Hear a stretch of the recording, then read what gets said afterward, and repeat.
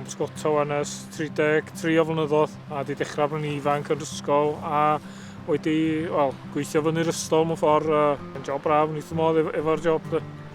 Dyma llawer o mhenodnasau fi wedi bod yn bysgota yn Penllyn yma. Nes i dechrau cael cnich at bysgota, mynd efo fy nhad a fy ewyrth pan o'n i'n ifanc iawn. O'n nhw'n dweud bod i'r mor pan o'n i'n 6 mis oed, ond gynnau'n co hynny de.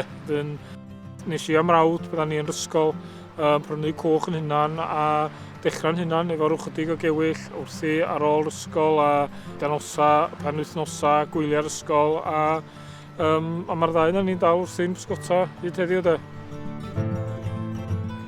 Mae'n anodd iawn nag oes o'n i feddwl de, mae'r stoc yr un peth.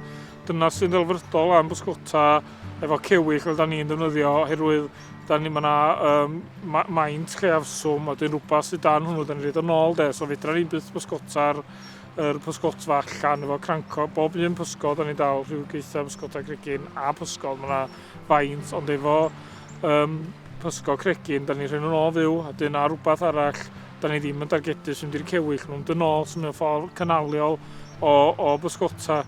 Mae'r cychod i gwella gyda ni, da ni'n mynd allan mewn tywydd gweitha a mae ansawdd yr offer da ni ddefnyddio wedi gwella.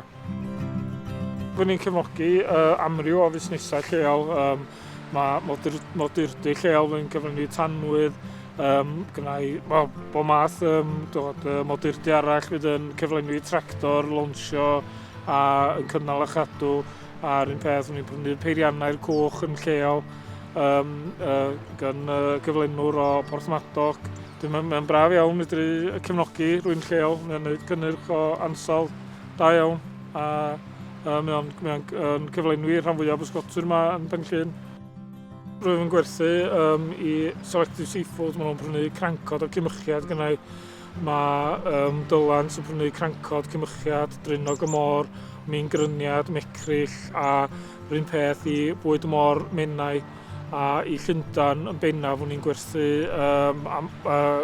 chydig o grancod ond rhan helaeth cymychiad fewn i'r marchnad Llundain.